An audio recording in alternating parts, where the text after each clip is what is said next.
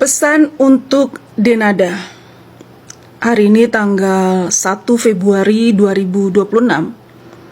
Saya dengan jelas sekali mendengar di telinga saya di saat saya bangun tidur, saat saya sedang mengirimkan doa untuk diri saya sendiri, kirim Al-Fatihah biasanya untuk diri saya sendiri dan mengucapkan rasa syukur kepada Allah Subhanahu wa taala dan juga mohon ampun kepada Allah Subhanahu wa taala.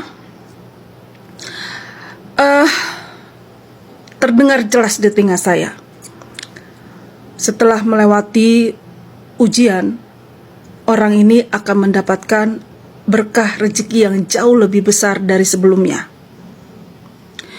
Lalu saya bertanya dalam hati saya, ya, siapa ya orang itu? Lagi saya bertanya, muncul wajahnya Denada, hampir setengah badan, ya. Denada, tapi bukan wajah yang sekarang, wajah yang dulu sebelum dioperasi, gitu, ya. Jadi ini untuk pesan ini untuk Denada. Semoga video ini sampai ke Denada. Yakinlah Denada, ujian yang kau lalui saat ini, seberat apapun, hadapilah.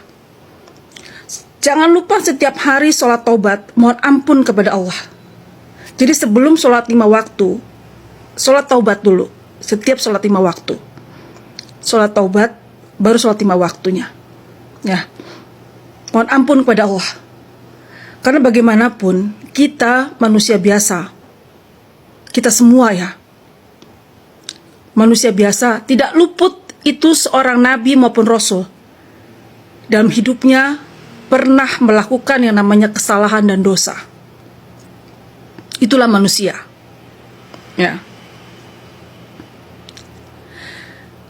Jadi apa yang membuatmu mendapatkan berkah dan rezeki yang jauh lebih besar dari sebelumnya adalah karena didorong dari hujatan-hujatan manusia lain kepadamu yang mereka tidak pernah tahu kejadian sebenarnya, ya, yang hanya mendengar dari sepihak lalu beropini, ya. Saya sedihnya apa? Kepada manusia lain yang mengeluarkan kalimat-kalimat, hujatan-hujatan yang diri kita sendiri tidak pernah melihat langsung kejadian yang sebenarnya.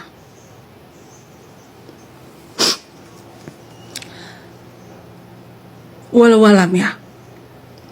Saya hanya digambarkan secara kasat mata, nggak tahu itu kejadian benar atau tidak. Tapi saya yakin dengan, mohon maaf, Bunda Maya, saya bawa namanya.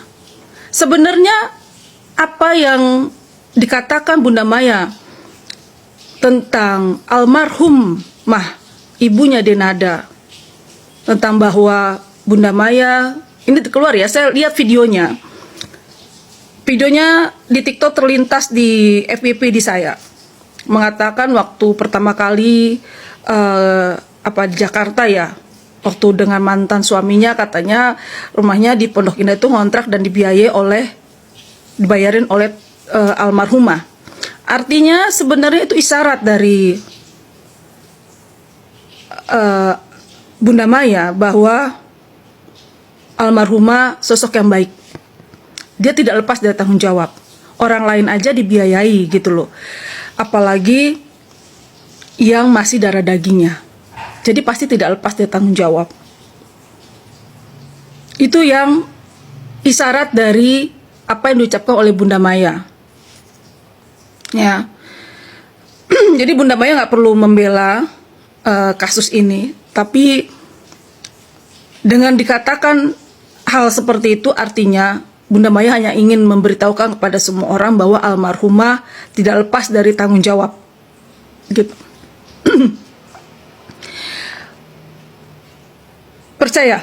Percaya Denada, apapun yang kamu hadapi sekarang, terima aja dengan ikhlas dan sabar.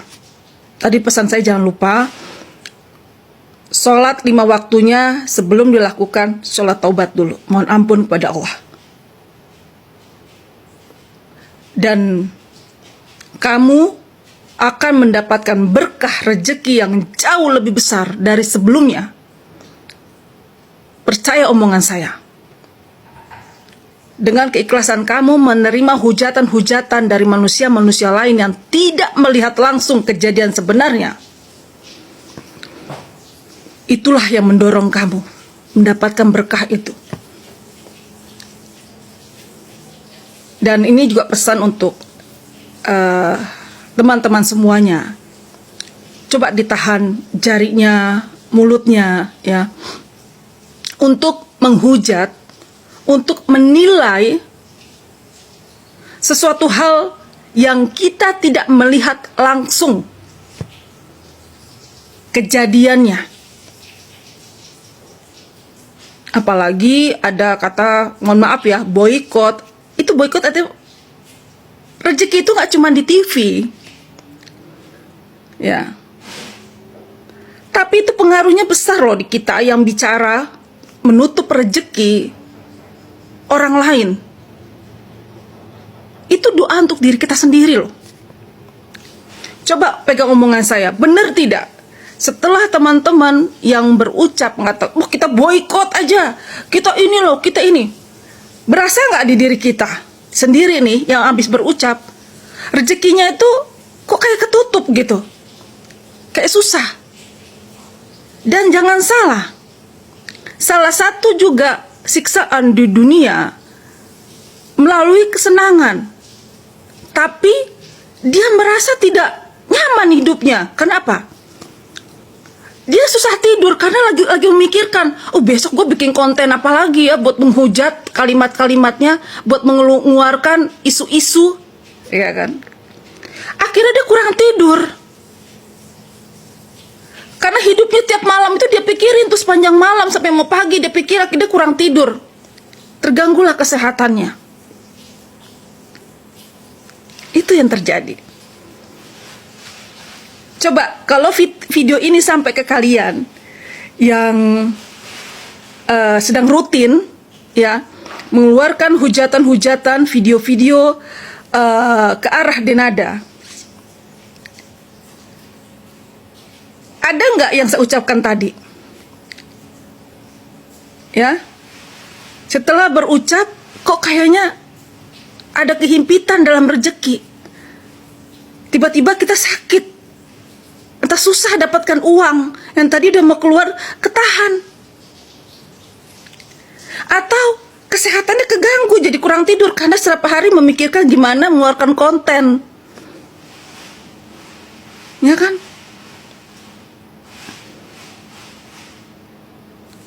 Jadi itulah, kita sebagai manusia tidak berhak menghakimi seseorang.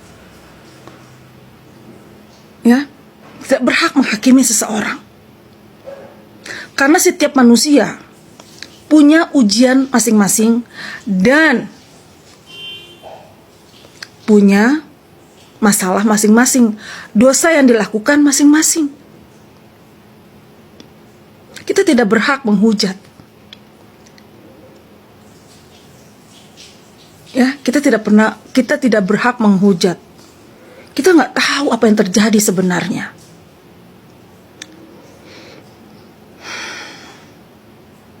Jadi, apalagi jika ya, ternyata